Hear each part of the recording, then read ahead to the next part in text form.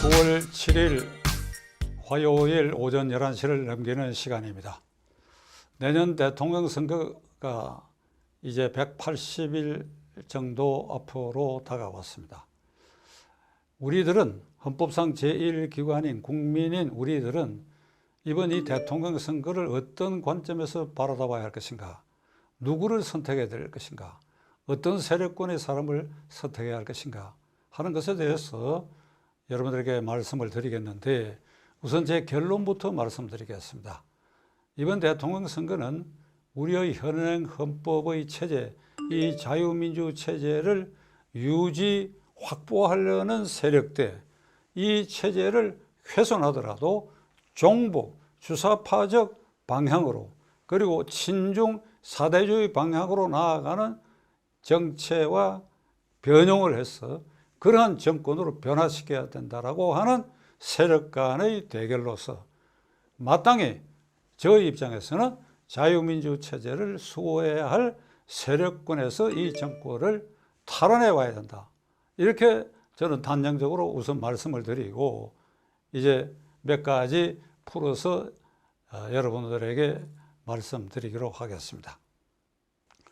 문재인 대통령을 비롯한 이른바 586 세대 핵심 세력과 이제 여당 후보로 굉장히 떠오르기 시작한 이재명 경기도지사는 48년 8월 15일에 건국된 대한민국 정부는 태어나지 말아야 할 정권이다.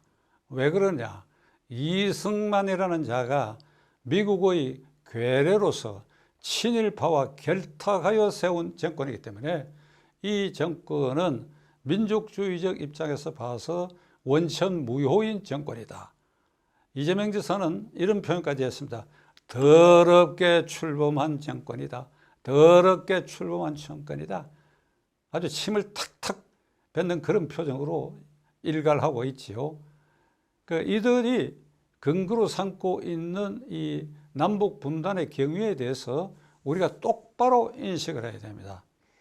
1945년 8월 15일에 이르기까지 소련은 언제 일본에 대해서 선전포고를 했는가 하면 8월 6일 히로시마의 원폭이 한 방 터뜨려지고, 그래 그것이 초토화되는 걸 보고, 그리고 8월 9일 나가사키에 다시 한 방 터뜨리는 그날 비로소 소련은 일본에 대한 대일 선전포고를 하였습니다.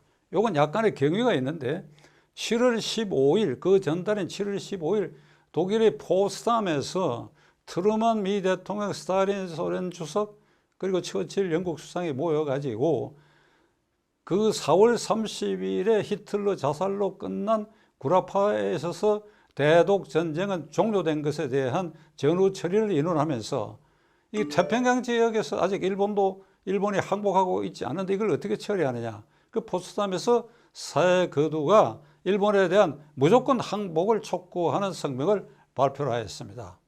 그러니까 이 시점은 미국이 7월 16일 미국의 네바다 사막에서 원폭 실험에 성공한 시점이고, 그리고 원폭 개발이 거의 완성 단계에 있던 그런 시점입니다. 그런데도 미국은 미국 독자적 힘으로 일본을 항복받기에는 벅차다.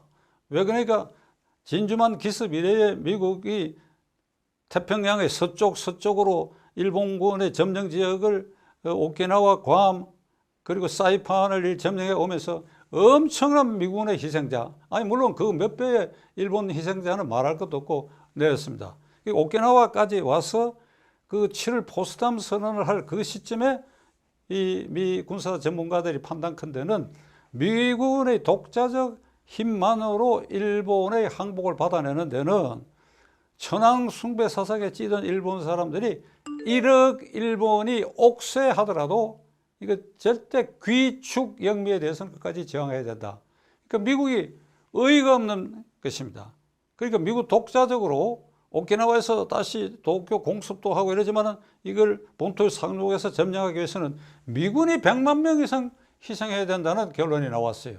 또 그 시점은 만주 관동군과 한반도에도 일본군이 상당한 병력이 주둔하고 있기 때문에 그 미국이 소련이 선전포고를 해서 만주에서부터 이게 한반도 북단에 있는 일본군을 제압해 줄 필요성을 느끼고 계속 촉구해 왔는데 원자탄 2방이 떨어지자 미국은 아차, 이게 소련의 참전을 요구 안 해도 이걸로 일본을 항복을 받아낼 수 있다, 이렇게 판단했지만은 8월 9일 소련이 아주 잽싸게, 이 소련 기록에 의하면 스탈린이 일본에 대한 원폭 투하에 대해서 사전 정보를 갖고 있었다고 이렇게 알려져 있습니다. 그러니까 선전포고하고 만주 일대에서 관동군을 압박해서 압록강을 건너 한반도 쪽으로 밀어내려오게 하는 바로 그 시점에 결국 일본 천황이 8월 18일 항복선언을 하게 됐고, 그 미군이 이 한반도에 있어서 소련이 어디까지 주둔해야 되느냐, 그래서 타협을 해가지고 38선을 경계로 북은 소련군이, 남은 미군이 주둔해가지고 일본군을 무장 해제하고 그리고 장차 한반도에서 통일정부를 수립할 때까지 치안을 유지한다, 이렇게 합의해서 이 38선이 이 분단의 경계선으로 일단 그 당시에 확장된 것입니다.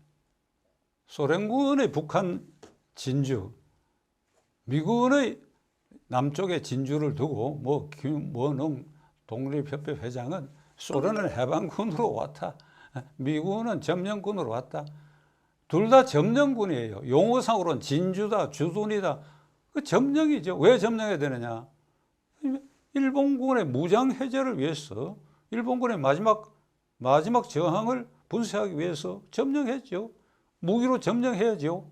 이걸 가지고 무슨 이 해방이다, 점령이다, 이런 하찮은 트집을 잡고 있는 게 이게 가스로운 일일 따름입니다. 자, 이제 이렇게 해서 일단의 군사 붕괴 선으로 그어졌는데, 소련 스탈린은 어떤 정책을 폈느냐? 38선 이북 지역에 아주 조속히 소련식 공산 정권을 수립해야 되겠다라고 결심을 하고 9월 20일, 45년 9월 20일, 이 9월 20일이라는 날짜가 굉장히 중요한 날짜입니다. 그러니까 북한 주둔 소련군 사령관에게 비밀리에 명령을 내리기를 조속한 시일 내에 이 38선 이북 북조선 지역에서 공산정권 수립에 지금 즉각 착수하라, 이렇게 명령을 내렸습니다. 그러니까 이 시점에 9월 20일은 상해 임시정부 김구 주석 등이 환국하기 이전이고 미국에 있던 이승만 박사도 귀국하기 전의 그런 시점인데, 소련은 이미 잽싸게 북한 지역에서 공산정권 수립에 착수하였습니다. 그리고 김일성이를 괴뢰로 내세워가지고 평양 시청 발코니에서 평양 시민들에게 김일성 장군 환국대회라고 했는데, 전에 한 말씀 드렸지요. 33살짜리 애송이가 등장하니까 평양 시민들이 백발이 성성한 노 장군일 줄 알았더니 어휴 하는 일 한숨 소리 같은 게 났다는 거 아닙니까? 그러니까 이 김일성이가 소련군 대위로 철저하게 괴뢰로 내세웠고, 그래 이듬해 46년 1월 20일에는 북조선 지역에서 시군 단위로 이미 정부의 하부기구로 인민위원회 조직을 완료를 했습니다. 그 과정에서 신의주의 반공위기가 일어났는데 무자비하게 탄압을 했어요. 소련군 점령적인 북한에서는 자유활동이 그리고 정당활동이 전혀 봉쇄돼 버렸어요. 그래서 지금 김형석 교수를 비롯해서 한경직 목사 등 북한의 교회 또는 지식인으로 있던 사람들이 이 북한 체제에 견딜 수 없다 해서 대거 월남하기 시작하는데, 작은 6.25 발발 전까지 200만 명의 북한 주민들이 왜 월남을 했겠습니까? 그러니까 이런 체제가 시작부터 9월 20일부터 일찍이 북한 정권 수립에 나섰다. 이걸 우리가 명심할 필요가 있습니다. 펜실바니아 대학에서 오랜 세월을 한국학을 강의했던 이정식 교수는 45년 9월 20일 스탈린이 북조선에서의 공산정권을 수립하라고 하는 그 지령에 따라서 이것이 착착 진행됐는데, 이 9월 20일 이 지령 때문에 그 이후에 남북한의 역사 발전에 있어서는 남북대화도 평화통일도 그리고 단독정부 수립도 이게 전부 허구고 가짜고 가식이었다. 이것이 한반도에 있어서 움직일 수 없는 그 날짜다. 우리는 그걸 기억해야 된다. 이런 저서를 남겼습니다. 한편 미군은 9월 초에 오키나와에 있던 이 24군단 하지 장군이 지휘하는 24군단이 남한에 진주를 해가지고 군정을 폈는데 모든 걸 자유화했어요. 정당 활동, 언론 출판의 자유 활동. 그러니까 남노당이 활개를 쳤어. 박은영의 남노당이 활개를 쳤어. 여러분 기억하시는 대로 46년 10월 1일 대구 폭동 사건을 일으키고 그 정판사의 위조 집회 사건을 일으키니까 이 남노당을 불법화하고 박근혜 대통령이 체포령을 내리니까 박근혜가 상여를 타고 동해안 쪽으로 해서 북한에 올복해갖고 해주에서 남노당을 계속 진두지휘하는, 그러니까 북한의 실질적으로 수립된 공산정권의 입장에서는 이 남노당은 만만하게 언제든지 선전선동으로 잡아먹을 수 있다 하는 이런 분위기가, 이게 미 군정이 아니고 미국식으로 완전히 자유민주주의 체제처럼 이게 다 허용해가 방치한 상태에서, 그 상태에서 이제 47년이 다가오고, 그래야 유엔에서는 이 상태로는 안 되겠다. 그 남북한 통일 선거를 해야 되겠다. 유엔 감시단에 의한 통일 선거를 해야 되겠어 유엔 감시단을 한국에 파견했는데 북한은 38선에 막혀갖고 북한에서는 유엔 감시단의 입국을 막아버렸습니다.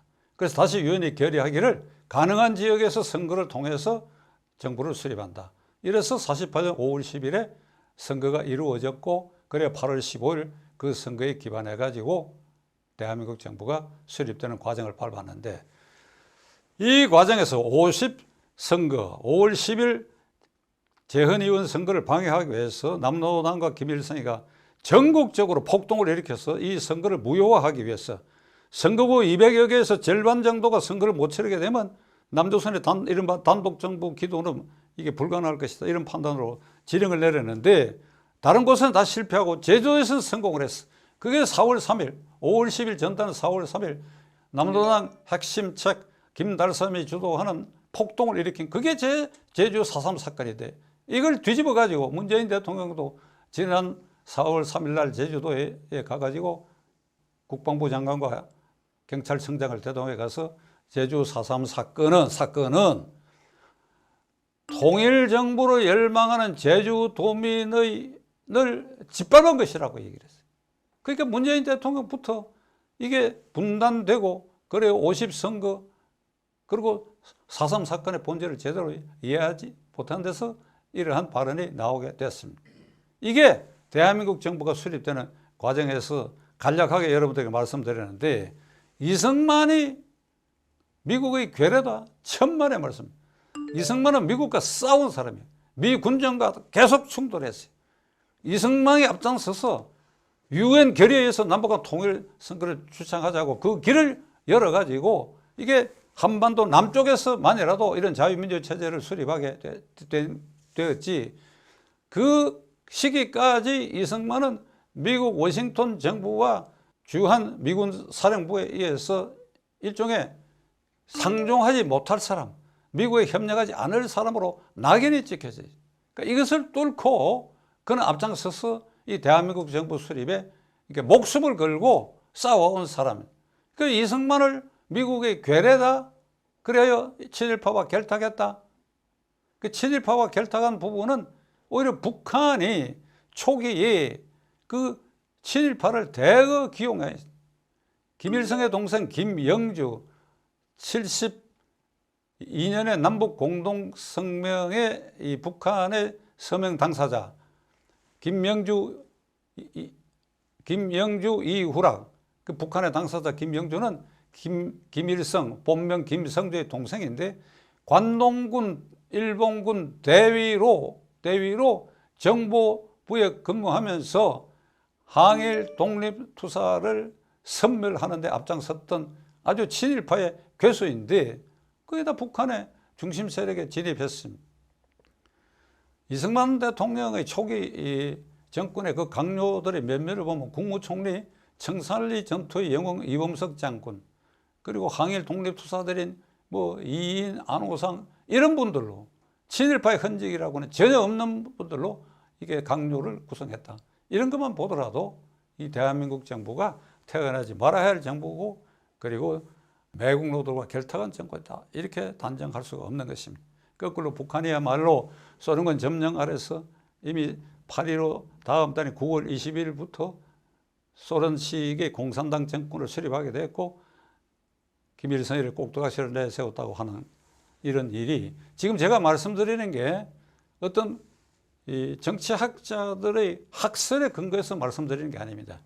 91년에 구소련의 외교문서가 전부 공개가 됐어요. 그건 지금 우리 외교부에도 한글로 전부 번역되게 축적되어 있는데 거기에 45년 9월 20일, 이듬해 1월 20일 그리고 6.25 남침에 관한 모든 자료가 낱낱이 그게 공개되어 있기 때문에 이건 사실에 근거해서 제가 말씀드리는 것입니다. 사정이 이러함에도 문재인 대통령과 이재명 지사 등 이 정권의 실세, 이른바 586 세대들은 대한민국은 태어나지 말아야 할 정권이고 한반도의 유일한 민족주의 정권은 북한이다. 대한민국 정부가 수립되고 유엔 결의에서 한반도 유일 합법 정부는 대한민국 정부라고 하는 것을 이미 공인한데도 불구하고 이것을 무시해버리고 이런 태도를 취하는 근본 원인은 이들이 80년대 대학생 시절에 대체로 학번이 80, 82, 83, 84, 85 이게 지금 386에 586 된 그 주력 세력들인데 이재명도 그 세대에 속하지요. 이 세대들은 그 당시에 성경에 버금갈 정도로 탐독했던 책이 한양대 교수를 했던 이영희 씨의 해방전후사의 인식, 전환시대의 논리, 특히 해방전후사의 인식, 해전사라고 약칭되는 이 책은 지금 제가 앞에 말씀드린 이것을 완전히 뒤집어가지고 미제국주의 앞잡이 이승만의 친일파와 결탁해서 대한민국 정부를 수립했다. 그리고 6.25 전쟁은 북침이다 라고 하는 그런 허무맹랑한 그 책을 아주 바이블 읽듯이 운동권의 이른바 필독서가 됐어요. 노무현 대통령이 대통령 된 초기의 어느 날 자기가 변호사를 개업하고 얼마 안 됐을 때 이 책을 읽었다는 겁니다. 해전사, 해방전후사 인식, 전환시대 논리 읽고 피가 역류하는 느낌을 가졌다고. 대한민국 대통령이라는 자가 그런 말을 했어요. 물론 그때는 91년 소련이 붕괴되고 나서 그 모든 기밀서류가 해체돼서 공개되기 전이라 하더라도 전후 역사를 인식하고 있는 사람으로서는 이게 어떻게 이승만 정권이 48년에 수립된 대한민국 정부가 태어나지 말아야 할 정권이냐. 그러니까 이런 인식에 깊이 사로잡혔기 때문에 지금 이것이 사실이 아니라 하더라도 그들의 생각은 되돌릴 수 없다. 왜? 20대에 그런 생각을 무장해가지고 민주화투쟁을 해서 단기간 감옥살이도 하고 이래서 그것을 훈장화해가지고 그것을 기득권화해가지고 장관도 되고 총리도 되고 국회의원도 되고 청와대 비서실장도 하고 그리고 돈도 벌었는데 후퇴할 수 없지요. 그 머리에 들어가 이것을 고치기 어려운 상황에 지금 있는 것입니다. 문재인 정권은 문재인 대통령에 이어서 지금 앞에 말씀드린 것처럼 대한민국 체제를 근본적으로 부정하는 주사파 세력이 다시 정권을 잡고 연장한다고 한다면 그 5년 안에 무슨 극단적이고 극악한 일이 일어날지를 생각하면 시청자 여러분, 저는 사실 그걸 자다가 생각하면 잠이 깹니다. 왜 깨느냐? 저는 제 자신의 영달을 이 정권 대신에 이 자유민주 질서를 지키는 정권이 탄생해야 내가 영달을 꾀하겠다. 이게 아닙니다. 저는 이 야심이나 이걸 다 포기한 사람입니다. 아주 가까이에는 20대 손자, 손녀가 6명인 사람입니다. 이건 내 손자, 손녀지만은 그 또래의 젊은 아이들이 살아갈 세상, 그 부모들 지금 40대, 50대 이 세대가 살아가야 할 세상에 이런 아주 끔찍한 정권이 계속된다고 하는 것은 제가 도저히 용납할 수가 없는 것입니다. 따라서 이번 선거는 자유민주 질서를 지키려고 하는 세력과 그러지 않은 세력 간의 대결이 되어야 합니다. 그런데 지금 작금에 벌어지고 있는 이런 일들, 여권 내부의 후보 경쟁, 야권 내부의 후보 경쟁, 그래야 여야 대결 국면에서 지금 벌어지고 있는 일들은 이런 근본적인 문제에 도달해 이것을 논쟁하는 것이 아니라 제 눈에 보기에는 아주 사소하고 지엽적인 일들에 매몰되어 가지고 티격태격하고 중상모략인 것 같기도 하고 그렇지 않은 것 같기도 한 걸 가지고 서로 머리채를 집어채가지고 싸우고 핥히고 하는 이런 모습에 우리 국민들은 시선이 거기에 빼앗겨 버렸어요. 이러는 사회 아주 근본적인 문제, 체제의 근본 문제, 이것이 이 선거의 주요 이슈 도마 위에 올려져야 되는데 이게 뒷전으로 밀려버려요. 이건 굉장히 불행한 일입니다. 끝으로 저 개인의 소회를 말씀드리려고 합니다. 어떻든 이런 유튜브를 통해서 이 주사파 정권에 대해서 제가 이런 정도 비판한다고 하는 것은 이게 보통으로는 어려운 일입니다.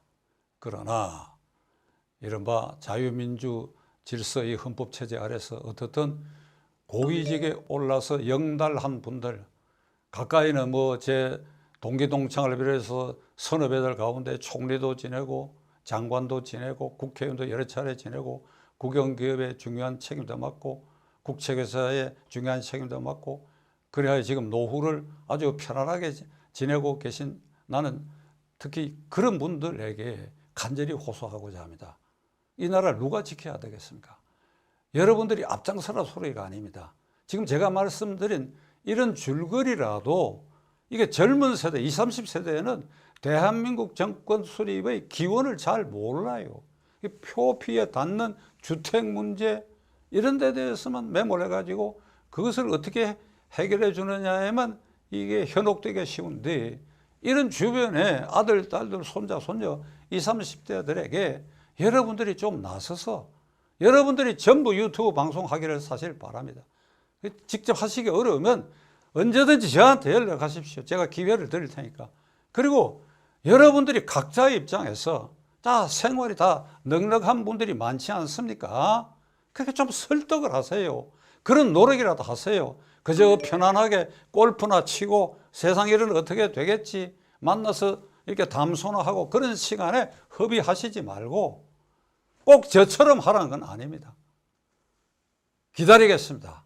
저 방송에 출연하실 분 언제든 제가 환영합니다. 끝까지 시청해 주신 데 대해서 감사드립니다.